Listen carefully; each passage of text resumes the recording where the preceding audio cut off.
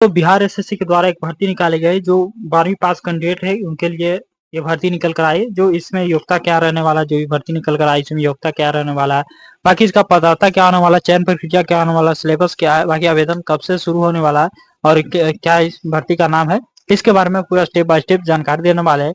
तो वीडियो को आप शुरू से लेकर अंत तक जरूर देखिएगा, तभी आपको जानकारी आपको समझ में आए क्या भर्ती निकल कर आया है बिहार एसएससी के द्वारा। चलिए मैं ऐसा समझते हैं, जैसे कि यहाँ पर जब यहाँ पर बिहार एसएससी के ऑफिशियल साइट पर आएंगे, बिहार एसएससी के ऑफिशियल साइट पर आएंगे, उसके बाद यहाँ से सूचना पट में यहाँ पर क्लिक करेंगे सूचना पट पर। तो सूचना पट पर जैसे क्लिक करेंगे इसका नोटिस बोर्ड जो है पूरा खुल कर आ जाएगा। यहाँ पर देख सकते हैं इस तरह से खुल कर आएगा।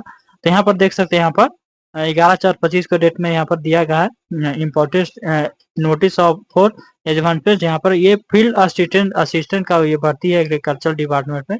यहाँ पर देख सकते हैं फील्ड असिस्टेंट का भर्ती है एग्रीकल्चर डिपार्टमेंट में। यहाँ पर देख सकते हैं देखने को मिलता है। जैसे कि हम यहाँ से क्लिक करते हैं, click here to view detail advancement पर, तो यहाँ से इस तरह से यहाँ पर पूरा जो है यहाँ पर इस तरह से फुल नोटिफिकेशन जो इस प्रकार से यहाँ पर खुल जाता है। यहाँ पर देख सकते हैं इस तरह से पूरा फुल नोटिफिकेशन यहाँ पर खुलता है, देख सकते हैं। अब चलिए हम यहाँ से समझ लेते हैं ये जो भर्ती निकल कर आई है फील्ड क्या नाम है इसका, आपका फील्ड असिस्टेंट का एग्रीकल्चर डिपार्टमेंट से भर्ती निकल कर आए। चलिए मैं इसके बारे में पूरा फुल नोटिफिकेशन आपको क्या इसमें चयन प्रक्रिया कैसे होना, योग्यता क्या है, पात्रता क्या है, सिलेबस भी आपको बताया गया है, बाकी आवेदन कब से शुरू होना है इसके बारे में समझते हैं। तो यहाँ पर देख सकते हैं ये जो भर्ती निकल कर आई है बिहार कर्मचारी चयन आयोग बीएसएससी के द्वारा, बिहार एसएससी के द्वारा ये निकल कर आई है। क्षेत्र सहायक के पदों पर नियुक्ति हेतु विज्ञापन ये जारी किया गया, आप देख सकते हैं।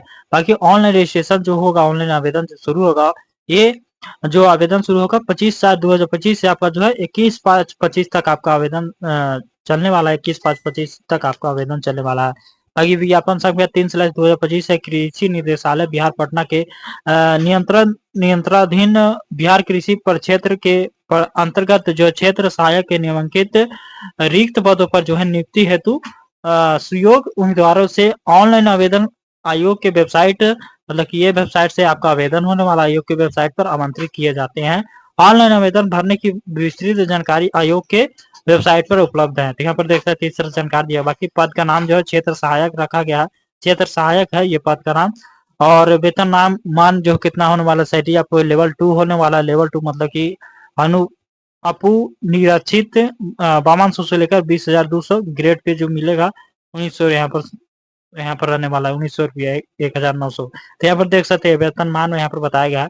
बाकी शैक्षणिक योग्यता क्या रहने वाला है, योग्यता क्या होने वाला है, तो योग्यता के बारे में यहाँ पर जानकारी दिया गया है कि मान्यता प्राप्त संस्थान से या विश्वविद्यालय से जो आईएससी मतलब कि इंटर जो होना चाहिए आपको साइंस से कंप्लीट होना चाहिए, या फिर कृषि डिप्लोमा किए होंगे, या फिर कृषि डिप्लोमा किए होंगे, तो इसमें आप कर सकते हैं। यहाँ पर देखते हैं नोट में यहाँ पर भी जब बताया गया कि आईएससी मतलब कि इंटर जो है साइंस से आपका कंप्लीट होना चाहिए और कृषि डिप्लोमा के समक्ष किसी भी अन्य शैक्षणिक योग्यता को इस विज्ञापन हेतु योग्य नहीं माना जाएगा। यहाँ पर देख सकते इस तरह से बताया गया, मतलब कि ये क्वालिफिकेशन इस तरह से यहाँ पर दिया गया है। यहाँ पर देख सकते हैं इस तरह से क्वालिफिकेशन मतलब कि इंटर आपको साइंस से होना चाहिए, इंटर आप जो किए होंगे 12th आप जो किए होंगे साइंस से होना चाहिए। बाकी इसमें आपका जो है कोटिवार जो है कितना कितना वैकेंसी इसमें है, कितना कितना कैटेगरी वाइज यहाँ पर पूरा वैकेंसी बताया गया है। जैसे कि अनारक्षित वर्ग में यहाँ पर जो है कोटिवार रिक्त संख्या यहाँ पर दिया गया है। यहाँ पर रिक्तों की संख्या जो है 79 है और अनारक्षित वर्ग में। और यहाँ पर महिला को जो सीट रखा गया 28 सीट है, यहाँ पर 35% 36 आरक्षण के तहत जो है रिक्त रखा गया, यहाँ पर देख सकते हैं। बाकी स्वतंत्रता सेना पोता नतनी के लिए 4 सीट रखा गया, यहाँ पर देख सकते हैं। दिव्यांग अभ्यर्थी के लिए यहाँ पर रखा गया, यहाँ पर देख सकते हैं दिव्यांग अभ्यर्थी के लिए। बाकी अनुसूचित जाति के लिए यहाँ पर अनुसूचित जाति के लिए यहाँ पर रिक्तों की संख्या जो 35 है, जिसमें महिलाओं के लिए जो 12 रखा गया है, यहाँ पर देख सकते हैं।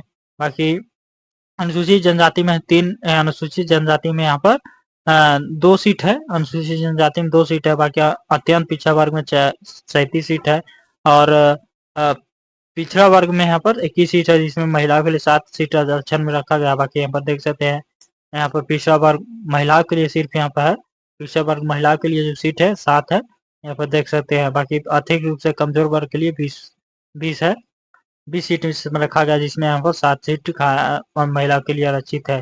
बाकी पूरा जो पद होने वाला है 201 पदों पर ये बहाली है, 201 पदों पर ये बहाली निकल कर आई। तो यहाँ पर देख सकते हैं इस तरह से यहाँ पर आपको देखने को मिलता है। बाकी और भी हम आपको जानकारी बता रहे हैं, जैसे कि यहाँ पर देख सकते हैं दिव्यांगता की प्रकृति की इस प्रकार जो दर्शाई गई V1 दृष्टि दिव्यांग, डीडी मुख बधिर दिव्यांग, OH चलंत दिव्यांग और AMD जो AMD मनोविकार दिव्यांग, बहुत दिव्यांग यहाँ पर इस तरह से बताया गया।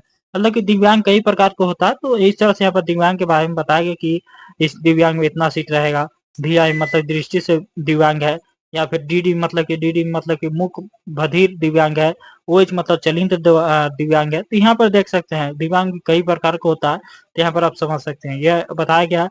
बाकी यहाँ पर नोट 2 में बताया गया उपयुक्त सभी रिक्शा के लिए औपबंधिक है जो घट बढ़ सकती है। यहाँ पर देख सकते घट बढ़ भी सकती है, आपका जो भी रिक्तिया है घट बढ़ भी सकती है। बाकी उम्र सीमा आपका देखा जाएगा तो अभ्यर्थी का जो उम्र की गणना जो किया जाएगा, गणना के दिनांक 1/8/24 से के आधार पर की जाएगी। यहाँ पर देख सकते हैं कार्मिक एवं प्रशासनिक सुधार विभाग वर्तमान में समान प्रशासन विभाग के संकल्प संख्या इतना दिनांक 7/1/2016 के अनुसार उम्र सीमा निम्न रूप पर निर्धारित की जाएगी। यहाँ पर देख सकते हैं। बाकी न्यूनतम उम्र सीमा आपको जो रखा जाएगा 18 वर्ष से सभी कोटि के लिए यहाँ पर रखा गया, यहाँ पर देख सकते हैं। ये आप समझ लीजिएगा। बाकी अधिकतम उम्र सीमा यहाँ पर देख सकते हैं कितना रहने वाला है। आरक्षित पुरुष वाली 37 वर्ष है, और पिछड़ा वर्ग के लिए 40 वर्ष है, और निश्चित महिला के लिए 40 वर्ष है। अनुसूचित जाति अनुसूचित जनजाति पुरुष एवं महिला के लिए 42 वर्ष होने वाला है। तो यहाँ पर देख सकते हैं इस तरह से यहाँ पर आपको उम्र सीमा बताएगा, अधिकतम उम्र सीमा बताएगा। बाकी जो भी आपका DO भी आपका देखा जाएगा, जो भी मैट्रिकुलेशन सर्टिफिकेट होता है, जो भी आपका मैट्रिक सर्टिफिकेट होता है, उसके अनुसार से आपका देखा जाएगा। ये नहीं कि आधार कार्ड के माध्यम से आपका जन्म तिथि देखा जाएगा। यहाँ पर लिखा भी गया आयोग द्वारा मैट्रिकुलेशन का समतुल प्रमाण पत्र के अंकित उम्मीदवार को जन्म तिथि मान की जाएगी। यहाँ पर देख सकते हैं मतलब कि मैट्रिक पर जो भी आपका जन्म तिथि रहता है वही आपका जन्म तिथि मान होगा, वही जन्म तिथि को माना किया जाएगा। ये आप समझ लीजिए। इसके बारे में यहाँ पर जानकारी दिया। बाकी और भी हम आपको जानकारी बता रहे हैं, जैसे कि यहाँ पर देख सकते हैं और भी यहाँ पर दूसरा नंबर बताया गया है परीक्षा की प्रकृति। बिहार कर्मचारी चयन आयोग के जो परीक्षा संचालन जो होगा यहाँ पर नियमावली 2023-10 के आलोक में 40,000 से अधिक आवेदन प्राप्त होने पर जो है प्रारंभिक परीक्षा आयोजित होगी। मतलब कि 40,000 से अधिक जो है आवेदन होता है, तो ऐसे में प्रारंभिक परीक्षा जो है आयोजित की जाएगी। प्रारंभिक परीक्षा आयोजित होने वाली है। तो ऐसे में इंटर साइंस में तो है ही बहुत छात्र जो है ही, तो 40,000 होने में टाइम नहीं लगेगा। 40,000 टाइम होने में नहीं लगेगा, क्योंकि आपका जो है इतना साइंस इतना कैंडिडेट है ही, तो साइंस से इतना कैंडिडेट है तो इतना भरने में टाइम नहीं लगेगा। आवेदन तुरंत यहाँ पर 40,000 आवेदन हो जाएगा। 40,000 तुरंत आवेदन, तो आवेदन होता है तो आपका जो है प्रारंभिक परीक्षा होगा, परीक्षा आपका लिया जाएगा। तो परीक्षा आपको किस तरह से लिया जाएगा, परीक्षा जो होगा आपका परीक्षा जो भी आपका प्रश्न होगा ये वस्तुनिष्ठ प्रश्न पूछा जाएगा। वस्तुनिष्ठ प्रश्न होगा, इसमें यहाँ पर बताया गया प्रारंभिक परीक्षा वस्तुनिष्ठ प्रकृति की होगी, और प्रारंभिक परीक्षा के माध्यम से जो है कोटिवार उपलब्ध रिक्तियों के 5 गुना संख्या के बराबर जो अभ्यर्थी का चयन जो है मुख्य परीक्षा के लिए किया जाएगा। मुख्य परीक्षा हेतु अलग अलग विज्ञापन प्रकाशित किया जाएगा। यहाँ पर देख सकते हैं इसके बारे में यहाँ पर जानकारी दिया जाता है। अलग अलग विज्ञापन भी आपका प्रकाशित किया जाएगा। जो भी परीक्षा होगा उसके लिए, मुख्य परीक्षा जो भी होगा उसके लिए अलग अलग विज्ञापन प्रकाशित किया जाएगा। तो यहाँ पर देख सकते हैं। बाकी प्रश्न जो होगा वस्तुनिष्ठ प्रश्नों का जो भी प्रश्नों की संख्या जो होगा 150 होगा। इसमें प्रत्येक सही उत्तर पर जो है सही उत्तर के लिए 4 अंक दिए जाएंगे। प्रत्येक गलत पर जो है 1 अंक की कटौती की जाएगी। यहाँ पर देख सकते हैं निगेटिव मार्किंग भी है। और टाइम जो आपका होने वाला है 2 घंटा 15 मिनट आपको टाइम मिलेगा, जो भी आपका टाइम। बाकी हिंदी अंग्रेजी दोनों में आप परीक्षा दे पाएंगे, अंग्रेजी और दोनों में हिंदी परीक्षा में दे पाएंगे। बाकी अगर हिंदी और अंग्रेजी प्रश्नों में पत्रों में कोई भिन्नता होगी तो अंग्रेजी के प्रश्नों की मान होगा। यहाँ पर देख सकते हैं इस तरह से जानकारी दी गया है। बाकी और भी हम आपको जानकारी बताते हैं कि इसमें सिलेबस क्या होने वाला है, पाठ्यक्रम क्या होने वाला है। परीक्षा हेतु निर्धारित पाठ्यक्रम निम्नलिखित है, जैसे कि यहाँ पर समान अध्ययन हो गया, आपका समान विज्ञान एवं गणित हो गया, मानसिक क्षमता की जांच हो गया। ये आपका जो है इस तरह से यहाँ पर सिलेबस यहाँ पर बताया गया। बाकी जो भी आपका प्रश्न पूछा जाएगा प्रारंभिक परीक्षा सिलेबस निम्न प्रकार है। समान अध्ययन से होगा, समसामयिक विषय होगा, और भारत और उसके पड़ोसी देश होगा। ये आपका ये सब से आपका प्रश्न पूछा जाएगा। बाकी समान विज्ञान एवं गणित से होगा, और मानसिक क्षमता और जांच होगा। ये सब आपका होगा। बाकी क्वालिफाइंग आप मार्क्स आपका कितना होने वाला है, क्वालिफाइंग मार्क्स कितना पर आप क्वालिफाई कर जाते हैं, तो अनुरक्षित वर्ग के लिए 40% यहाँ पर रखा गया है। बाकी पिछड़ा वर्ग के लिए 36.5% यहाँ पर रखा गया न्यूनतम हर्तांक अंक। और अनुसूचित जाति अनुसूचित जनजाति के लिए अनुसूचित जाति अनुसूचित जनजाति 32% है।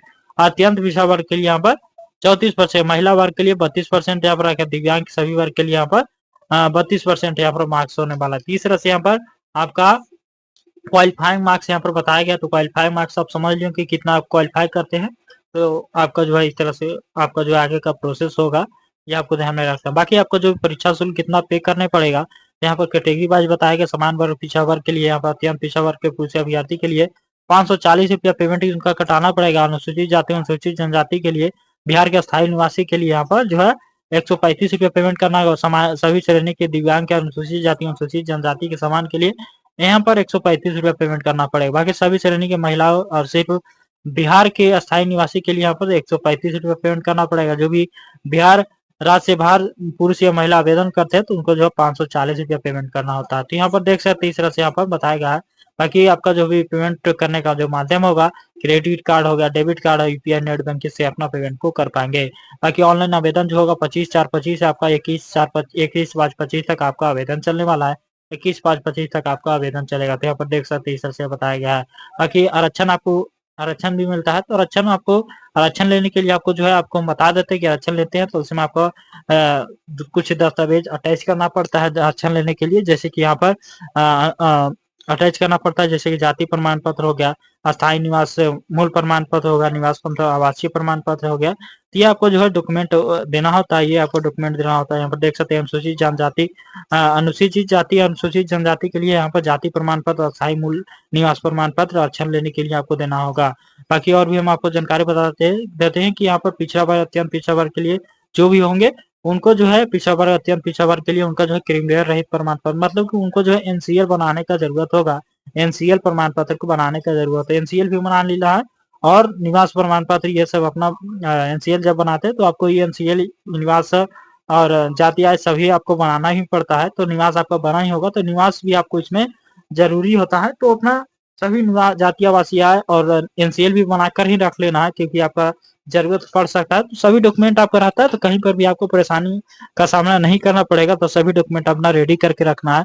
पिछड़ा वर्ग के लिए एनसीएल आपका लगता है तो एनसीएल भी आपको बनवाना होता है। तो एनसीएल का हम ऑलरेडी वीडियो बनाए हैं। अगर आप एनसीएल प्रमाण पत्र बनाना चाहते हैं या फिर जातीय आवासीय आय बनाना चाहते हैं तो इसका हम लिंक हम आपको वीडियो डिस्क्रिप्शन दे देंगे, जहां से आप उस वीडियो को फुल वॉच करके आप समझ सकते हैं कैसे आपको करना होता है। तो यहाँ पर आप समझ लेंगे। बाकी आरक्षण दावा करने वाले विवाहित महिला का जो भी होगा, विवाहित महिला के जाति जो बनेगा क्रीमिलेयर रहित प्रमाण पत्र उनके पिता के नाम पर और पता के निर्गत होना चाहिए। मतलब कि जो भी विवाहित महिला है, जो जिनका भी शादी हुआ है, उनको जो भी एनसीएल प्रमाण पत्र बनता है उनको जो उनके पिता एवं पते के उनका जो है निर्गत होना चाहिए। पिता का नाम और उनके पते जो भी पिता का पता होता है उनके पतों पर ही निर्गत होना चाहिए। उनके पति का नाम से नहीं होना चाहिए, उनके पति के नाम से नहीं होना चाहिए। ऐसे में होगा तो ऐसे में वो जो है आपका फॉर्म रिजेक्ट हो जाएगा। तो ये आपको ध्यान में रख लेना है। इस तरह से आपको ध्यान में रख लेना। तो इस तरह से आप समझ लेंगे। ये आरक्षण के बारे में यहाँ पर जानकारी दिया गया, आरक्षण आप समझ लेंगे। बाकी और भी हम आपको जानकारी बताते हैं कि आपका महत्वपूर्ण निर्देश यहाँ पर देख सकते हैं। महत्वपूर्ण निर्देश यहाँ पर जानकारी दिया गया है महत्वपूर्ण निर्देश के बारे में। तो चलिए हम यहाँ से समझ लेते हैं क्या बताया गया है महत्वपूर्ण निर्देश में। किसी भी अभ्यर्थी का जो भी परीक्षा सम्मिलित होने की पात्रता जो निर्धारित आयोग द्वारा किया जाएगा और यह अंतिम होगा कि उन्हीं अभ्यर्थी की जो परीक्षा सम्मिलित होने के लिए जो है योग माना जाएगा, जिन्हें आयोग द्वारा प्रवेश पत्र जो एडमिट कार्ड निर्गत किया जाएगा। तो यहाँ पर देख सकते हैं एडमिट कार्ड के बारे में यहाँ पर जानकारी दिया गया है। तो ये आप समझ लेना है। बाकी और भी हम आपको जानकारी बता देते हैं कि आपको और भी क्या डॉक्यूमेंट आपको क्या देना होता है जब आप आवेदन करते हैं। तो इसमें आपका क्या क्या डॉक्यूमेंट लगता है हम आपको बता रहे हैं। आवेदन तो आप समझ लीजिए 25/4/25 से आपका 25/4/25 से आपका जो है 23/5/25 तक आपका आवेदन होने वाला है। तो आवेदन करते हैं तो आवेदन करने में आपका क्या डॉक्यूमेंट लगता है। ऑनलाइन आवेदन पत्र में योग्यता और आरक्षण लेने के लिए और कार्य अनुभव से संबंधित प्रमाण पत्र यहाँ पर बताया गया है। तो चलिए हम यहाँ से समझ लेते हैं। जैसे कि यहाँ पर बताया गया डॉक्यूमेंट मैट्रिक का अंक प्रमाण पत्र और मूल प्रमाण पत्र, मतलब की मैट्रिक का अंक प्रमाण पत्र और मूल प्रमाण पत्र मतलब सर्टिफिकेट भी आपको रहना चाहिए। और बी में बताया गया कि आईएससी और कृषि डिप्लोमा, आईएससी मतलब कि इंटर साइंस से होंगे तो वो आपका जो है अंक प्रमाण पत्र होना चाहिए। और अपना सर्टिफिकेट भी अपना रखे रहना है, वो भी आपका हो सकता है मांगा जाए। कृषि डिप्लोमा संबंधित अंक पत्र एवं मूल प्रमाण पत्र ये मांगा जाएगा। तो ये हम देख सकते हैं। बाकी स्थायी निवास प्रमाण तो वार्षिक प्रमाण पत्र ये लगता है, और जाति प्रमाण पत्र, क्यूलेयर रहित प्रमाण पत्र, आप आर्थिक रूप से कमजोर वर्ग के लिए यहाँ पर प्रमाण पत्र लगता है। तो यहाँ पर देख सकते हैं, मतलब कि ईडब्ल्यूएस से आते हैं तो ईडब्ल्यूएस आपका लगेगा, यहाँ पर देख सकते हैं। बाकी आपका स्वतंत्र सेनानी पोता या पोते नतनी होंगे तो ये आपका प्रमाण पत्र लगे, दिव्यांग होंगे तो दिव्यांग संबंधित प्रमाण पत्र लगने वाला। तो ये आपका ये सब डॉक्यूमेंट लगता है, अगर आप आवेदन करते तो ये सब डॉक्यूमेंट लगता है। तो आपने ये जानकारी अपने समझो कि आपका जो है इसमें योग्यता क्या होगा, पात्रता क्या होगा, चयन प्रक्रिया कैसे होगा, सिलेबस कैसे होगा, और आपका जो है आवेदन कब से शुरू होगा, ये सब आपने जानकारी अपने समझ लेंगे। तो इस वीडियो को ज्यादा से ज्यादा शेयर कीजिएगा, जो भी आवेदन करना चाहते हैं इसका इस वीडियो को ज्यादा से ज्यादा शेयर कीजिएगा। जैसे ही आपका आवेदन स्टार्ट होता है तो हम आपको डिटेल वीडियो बनाकर आपको अपडेट करेंगे कि किस तरह से आप आवेदन को कर पाएंगे। होगा कि आपको जानकारी आपको अच्छी लगी तो हमारे यूट्यूब चैनल को सब्सक्राइब कर दिए और वीडियो को लाइक करना, चैनल को सब्सक्राइब करना ना भूलिएगा। ऐसे जानकारी पाने के लिए, वीडियो देखने के लिए बहुत बहुत धन्यवाद। जय हिंद।